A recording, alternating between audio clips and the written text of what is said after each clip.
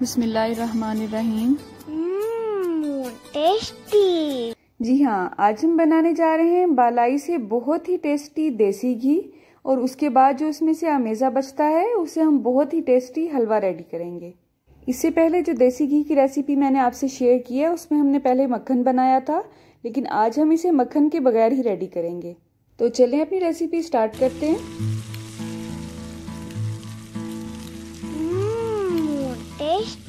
तो यहाँ पे बालाई को मैंने कढ़ाई में शिफ्ट कर दिया है। हर रोज दूध से जो बालाई उतरेगी उसे आपने फ्रीजर में स्टोर करना है, फ्रिज में ये जल्दी खराब हो जाती है। और घी बनाने से पहले हम इसे फ्रीजर से निकाल के डीफ्रॉस्ट करेंगे। इस बॉक्स में से आधी से ज्यादा मैंने कढ़ाई में शिफ्ट कर ली है, और जो रह गई है ये अच्छी तरह से अभी डीफ्रॉस्ट नहीं हुई है, इसलिए इससे मैं मक्खन रेडी करूंगी और उसे कुकीज वगैरह और केक में यूज करूंगी इंशाल्लाह। अब स्टार्ट में 3-4 मिनट में चूल्हे की आंच को मीडियम पर ही रखूंगी, और जब आपको लगे कि बालाई मेल्ट होना शुरू हो गई है तब आपने चूल्हे की आंच को स्लो पे कर देना है, ठीक है। असल में बालाई से अगर आप घी निकालते हैं तो ये थोड़ा सा सब्र आजमा काम होता है, क्योंकि जब हम मक्खन से घी निकालते हैं तो आधा काम तो उसका हो ही चुका होता है, और बाकी का आधा काम हम चूल्हे पे पूरा कर लेते हैं घी निकालने के लिए। अब ये जो आपको ऑयल नजर आ रहा है, ये आप तकरीबन 15 से 20 मिनट जब इसे पकाएंगे बालाई को, तब ये घी ऊपर आना स्टार्ट हो जाएगा। और आंच को स्लो ही होना चाहिए, वरना ये नीचे से जलनी शुरू हो जाती है बालाई।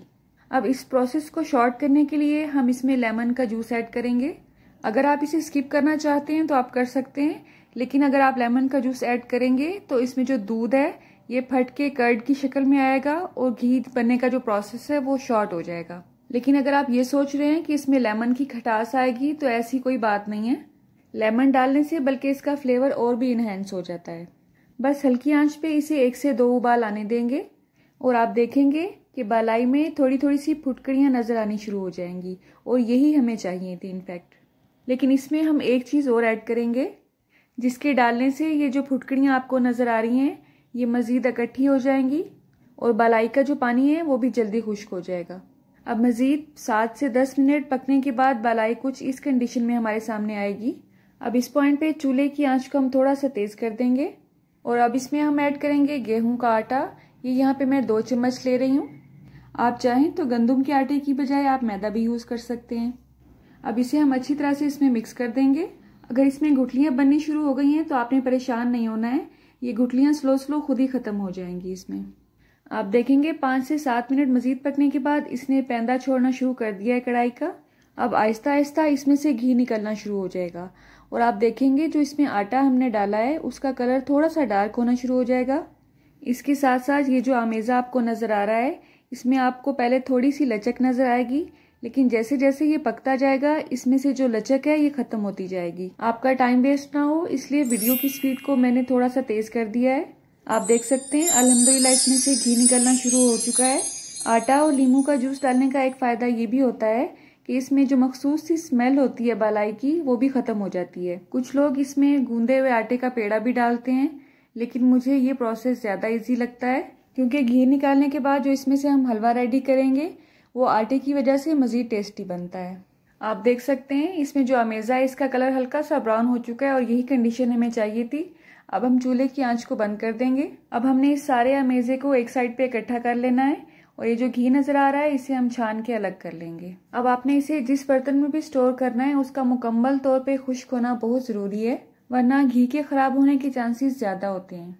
अगर आप मेरी यही step by step recipe follow करेंगे तो आपका ये घी बगैर फ्रिज में रखे हुए 1.5 से 2 साल तक आराम से चल सकता है। अब ये जो अमेज़ा बचा है, अगर आप इसे थोड़ी सी हीट मजीद देते हैं तो इसमें से मजीद घी निकलना शुरू हो जाएगा, लेकिन मैं इससे पहले हलवा बनाऊंगी और उसके बाद जो एक्स्ट्रा घी होगा वो मैं अलग कर लूंगी।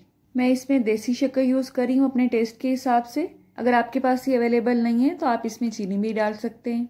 1/4 चम्मच इलायची पाउडर ऐड करेंगे। इन तमाम अज्जा को पहले यही मिक्स कर लेंगे। उसके बाद इसे हल्की आंच पे चूल्हे पे पकाएंगे जब तक कि शक्कर अच्छी तरह से मिक्स नहीं हो जाती। आप देख सकते हैं इसने मजीद घी निकालना शुरू कर दिया है, हालांकि मैंने इसे सिर्फ 2 से 3 मिनट ही पकाया है अभी। जैसे ही शक्कर ये चीनी मिक्स होगी हम चूल्हा बंद कर देंगे, और इसमें जो एक्स्ट्रा घी है ये हम निकाल लेंगे। और इस घी को आप फ्रेंच टोस्ट वगैरह में यूज कर सकते हैं, कोई भी हलवा बनाने में या स्वीट डिश बनाने में यूज कर सकते हैं। तो रेसिपीज दोनों मैंने आपसे शेयर की हैं देसी घी बनाने की। अगर आप यही फॉलो करेंगे तो ना तो 1.5-2 साल तक इसका कलर चेंज होगा और ना ही इसकी खुशबू बदलेगी इंशाल्लाह। अल्लाह आप सबका दस्तरखान सजाए रखे और हम सबको सेहत और ईमान का रिज़्क अता फरमाए। रुके सुने, जाने से पहले वीडियो को लाइक कर दें, अच्छी लगी हो तो शेयर कर दें और सब्सक्राइब करने के बाद बेल का आइकन भी ज़रूर प्रेस करें। जज़ाकल्लाह। मेरी नेक्स्ट वीडियो तक अल्लाह हाफ़िज़।